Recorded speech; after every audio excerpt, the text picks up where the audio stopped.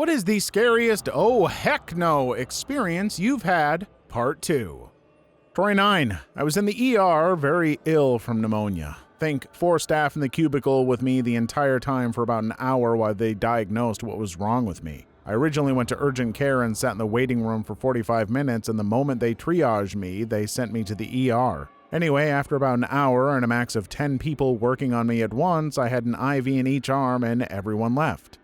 I was completely alone, still going in and out of consciousness because of low O2 sat. Whoops, turns out I'm allergic to one of the antibiotics. By the time I noticed, my hands and wrists were too swollen to hit the call nurse button, and so I was just flailing my sausage arms at the equipment as hard as I could, not very, until someone came to check on me. It took the staff maybe 30 seconds to figure out what was wrong with me once they came in, but it was some of the longest 30 seconds of my life because I couldn't communicate with them, and I had come out of the frying pan and into the fire. At least I knew it was anaphylaxis and wasn't just suddenly dying from. Yikes, you were very lucky. Holy crap, the terror of not only dealing with pneumonia, which is already dangerous as heck, but then having an allergic reaction the one time that no medical staff are around? My God, if that was me, I feel like I could have damn near tacked a heart attack on top of that from how much I would be panicking. Glad you're okay. What happened to my voice when I said panicking? I'm leaving that in just to spite me. Story 10. I was around 11 to 12 in a public restroom that had a couple stalls. Just sat down to start my piddle when the woman in the next stall asked if I could pass her some toilet paper. Sure, no problem. We've all been there. When I passed it under the divider, she ended up stroking my finger as she's taking the paper, her index finger lingering on me. I didn't think anything of it. It's an awkward pass. I finish up, flush, and step out of the stall to go wash my hands. As I'm starting to scrub, she steps out of her stall. Normal-looking, 40-ish woman, just looks like someone's mom. She starts washing her hands and just locks eyes with me in the mirror. It was only about 3 seconds in total, but I remember how her smile subtly went from generic to something a little darker. It was harder to explain, but I felt like she wanted to eat me. Every possible spot of skin that could get goosebumps stood to attention. Instinct told me to get the F out of that bathroom, so I bolted. Could have been nothing, could have been a childish dramatic projection, but I swear that bee was going to chew on me. I'm totally getting a witch, Roald Dahl style vibe from your story. Story 11. Early one morning, I was leaving a hotel and a man followed me to my car. I jumped in quickly and locked the door as my butt was hitting the seat. He knocked on my window and I let it down only about 2 inches. He tried his best to convince me I dropped a key in the parking lot and should get out and get it. It was a ploy and I knew it. I finally looked him in the eye and said, "No, not me." He knew I meant that he wasn't getting me. I wasn't scared, but instead furious. I left before he did and hurried to get onto the interstate. With heavy 5-lane traffic, he came flying up behind me, and then right before slamming into me, he darted left between cars, almost causing an accident. I couldn't report him because I left so quickly and didn't get his plate number. I never stayed at that hotel again while traveling that route. That's terrifying. I'm about to travel by myself. After reading this, I have to go buy some pepper spray. Anyone who has some recommendations they'd like to share, I'd appreciate it. Hey, folks, seriously, if you have recommendations, share them in the comments. The world can be a bit of a scary place, even if you aren't traveling, so please protect yourselves. Story 12. I did community service at the local hospital. One of my duties was to deliver the food menus early morning to every patient SC. That meant starting my rounds around 5 to 6 a.m. The first floor was an ICU, and it was still fairly dark around that time. I walked into a patient's room, and all the blinds were shut, and the only light that lit the room came from the equipment she was hooked up to. I wasn't sure if she was awake or not, and so I announced myself and waited for a response. Sometimes patients were unable to make meal choices, and so I would stick around to help them out. I stood there for a couple seconds and saw her eyes closed shut. Thinking she was still asleep, I made my way towards the door. Halfway through, with my back towards her, I heard her say, "Make sure they don't follow you out." I stopped in my tracks and slowly turned around and saw that her eyes were still closed and quickly ran the frick out of there. There was no one in that room except her. I bet she laughed her butt off after you left. Story 13. When I was about 10 years old, we'd been on holiday, and I'd spent every day going down to the local pool. There was a friendly lifeguard there, probably early 20s, and maybe a little too friendly to a 10-year-old, often commenting on how I looked in my bathing suit, etc. Me and my friends were super innocent and just thought he was nice, but a bit weird. Anyway, it got to the last day of the holidays and he knew I was leaving. The pool was busy and I was playing at the deep end. All of a sudden, there was a big splash and the lifeguard's face popped up right beside me, really close. I remember it so clearly. He smiled at me and said, "It's time." I just yelped and got the frick out of the pool and ran away, literally never to return again. I don't know what he meant by "it's time," but some instinctive part of me knew this was wrong. It wasn't until years later I saw just how sinister and gross that was.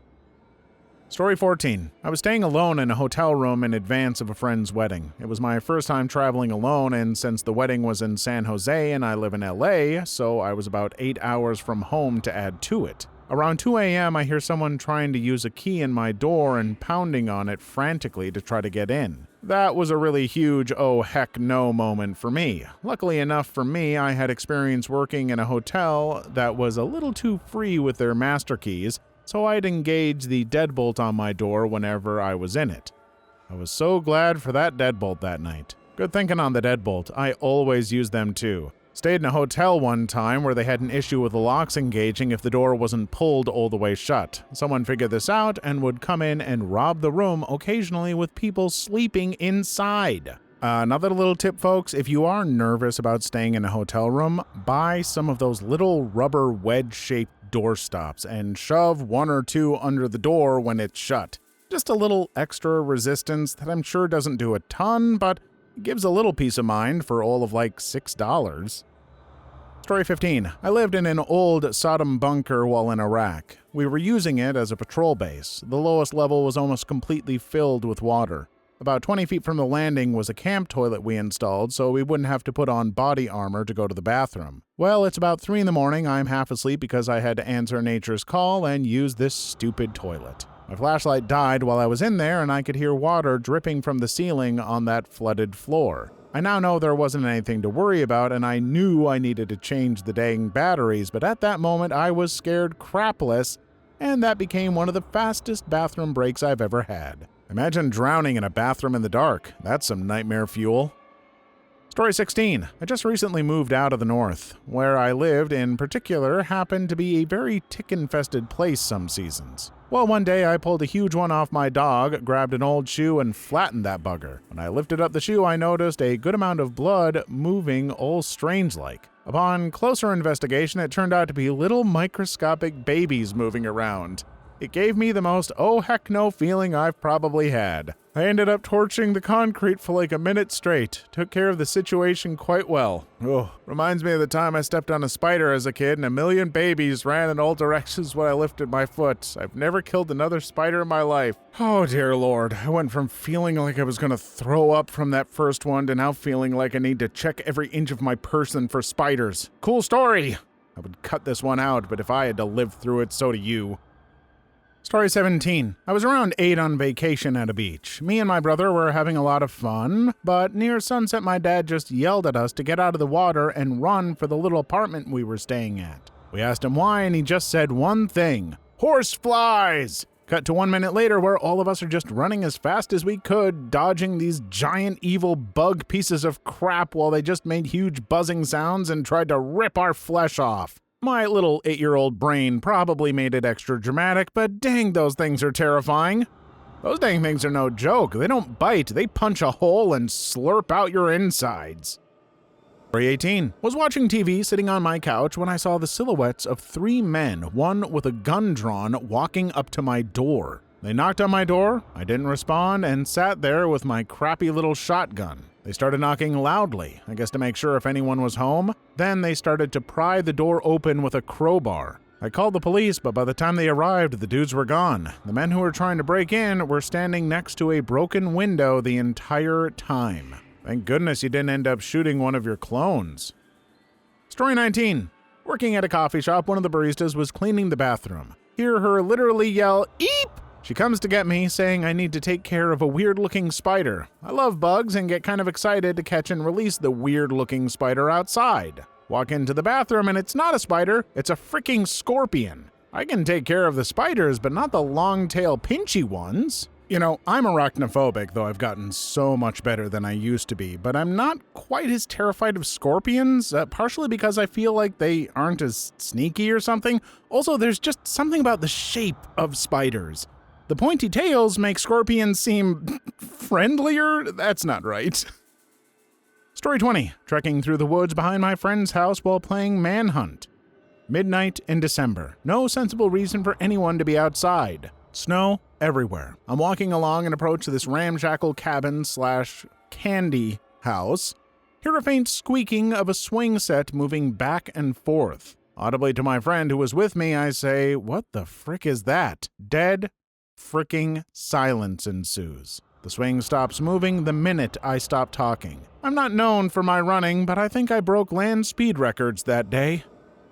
Story 21. A car accident in my early 20s. I was driving around a bend under a freeway on my last lesson before going for my probationary license when a car driving at least 70 kilometers per hour over the limit, 160 kilometers per hour in a 90 kilometer per hour zone, about 100 miles per hour in a 55 zone, smashed into my rear driver's side. The car I was driving spun out of control and smashed into an underpass.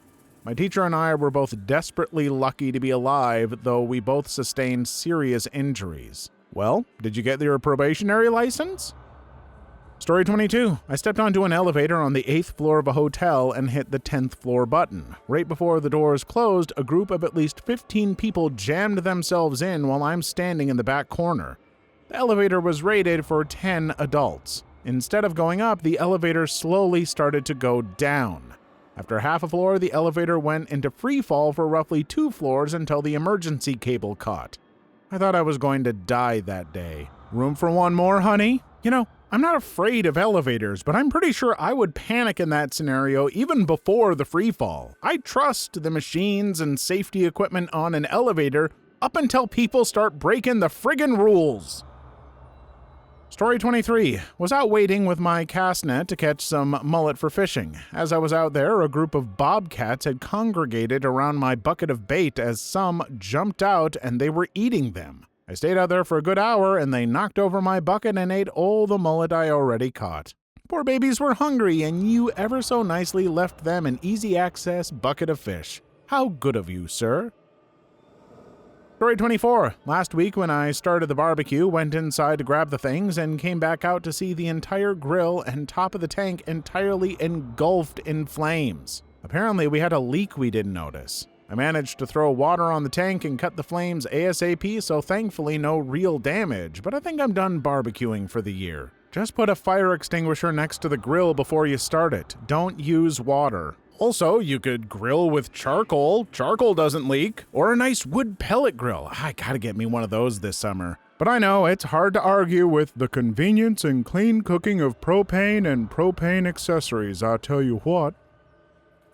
Story 25. I was 4 years old and I lived with my grandparents at the time. My grandparents' house was not fully developed and bugs and spiders would come into the shower and kitchen. When I was finished doing my business in the bathroom, I tried to go back outside again, but there was a huge snake in the kitchen, so I couldn't get past. All I was doing was screaming until someone heard me.